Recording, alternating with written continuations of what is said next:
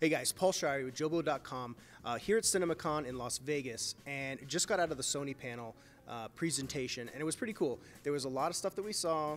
Some of it is relevant, some of it's not so relevant, at least to us. So I'm gonna hit the cool stuff that we liked, or that we thought was really cool, and we're gonna skip some of the other boring stuff. So let's get into it. First thing we saw that was really, really cool, for those of us that like Step Brothers, Talladega Nights, we have Will Ferrell and John C. Reilly's Holmes and Watson. Basically, the gang's back together.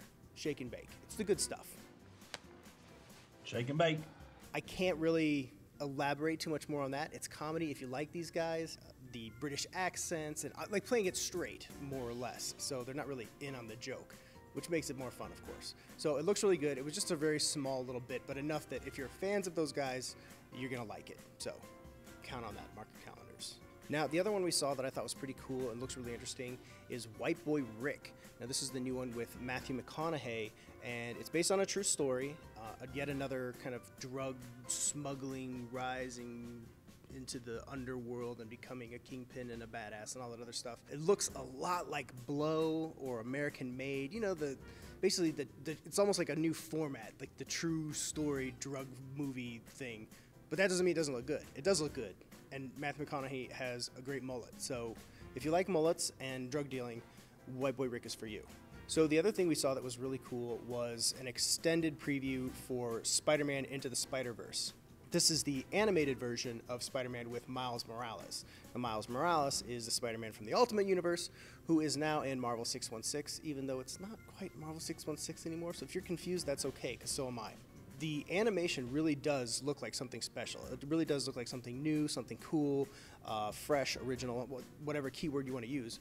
It looks good, bottom line. In the clip, it was not a finished trailer, so a lot of the animations were not finished. Some were, and the stuff that was looked spectacular. But basically, the premise that we saw didn't go too far into the story, but it shows basically that Ultimate Spider-Man Peter Parker at age 26 dies, just like he does in the comics.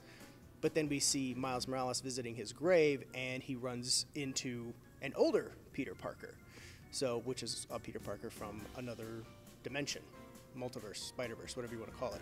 Anyways, that Spider-Man, that Peter Parker is not necessarily overweight per se, but they show him as kind of like pudgy or just out of shape, and he's like just mawing down on a burger and, you know, just not kind of like the smart, whip-smart, cool Peter Parker we know. A little bit different.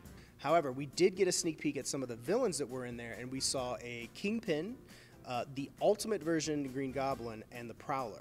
So it looks like we're going to see, at a minimum, we're going to see those three guys in the movie. How big of a role they play isn't really alluded to. We all know that the Prowler is related to Miles Morales in the comics.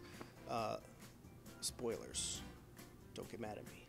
Could be a really good Spider-Man flick for Christmas. When you think Christmas, you think Spider-Man. That was stupid.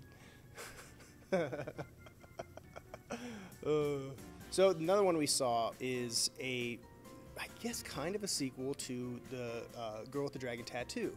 Now we all know that David Fincher did the original one. We had Rooney Mara, and you had James Bond in it. But this one has a totally new cast. This one has Claire Foy as Lisbeth Salander, and it's directed by Fede Alvarez. Now, Fede Alvarez you'll know from Don't Breathe and the Evil Dead remake. A phenomenal filmmaker. I absolutely love his style, and if there's anybody that's going to take the mantle from David Fincher, I feel like Fede Alvarez is a great choice. So we did get a couple other announcements. Tom Rothman was on stage with presenting for Sony, and he did drop a few little news tidbits. He said that the Spider-Man Homecoming sequel is in development and is looking for a July, I can't remember if he said 2019 or 2020. We'll clarify, don't worry, but it's going to be in a July soon. So the other news came that Jumanji, Welcome to the Jungle, is getting a sequel. So I guess this would be a part 3, technically, if we're following the Jumanji expanded universe timeline franchise thing. Anyways, biggest moneymaker for Sony ever, of course, is going to get a sequel, and Tom Rothman said that it is coming out in Christmas 2019. So not too far off, year and a half away. Better start shooting. Just saying. Now we're... Oh my God! So by now you've probably watched that Venom trailer about 4 or 5 times, maybe 20. It does look pretty cool. That is the teaser we wanted to see when they initially released the first one. Just being able to see Venom at the end, it's like Sony got the memo. It's like they released the test trailer, the test teaser first, even though they didn't mean to, and now they released the one that they like screen tested to make sure that, hey, we put Venom in there. So that makes a world of difference. So, I mean, you probably already made up your mind at this point, having seen the trailer, what you think. Tom Hardy came out and he was super excited about making the film, and he said that basically he wanted to make a Venom film, or make a film that his son could watch. Also wanted to play Venom because he's super badass, but ultimately his main purpose for taking on the Venom role was to make a movie that his son could watch.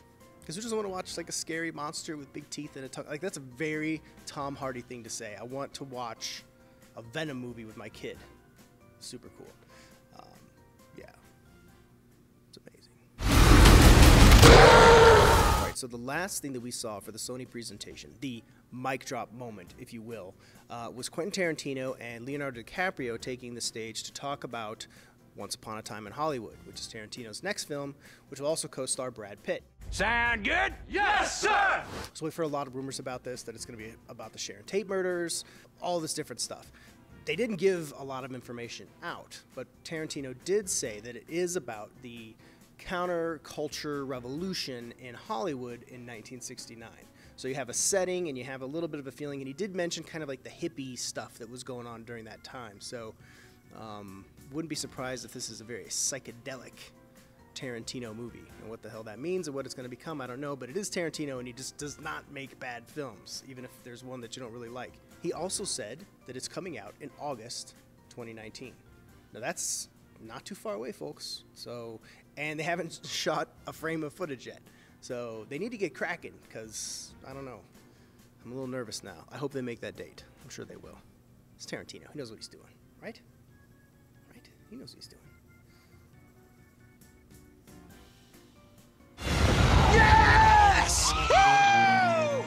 So that's it for Sony. We've got lots more presentations to cover here at CinemaCon 2018.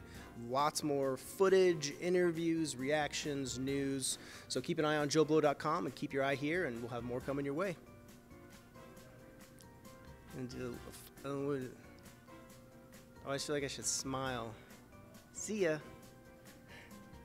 Thanks for coming.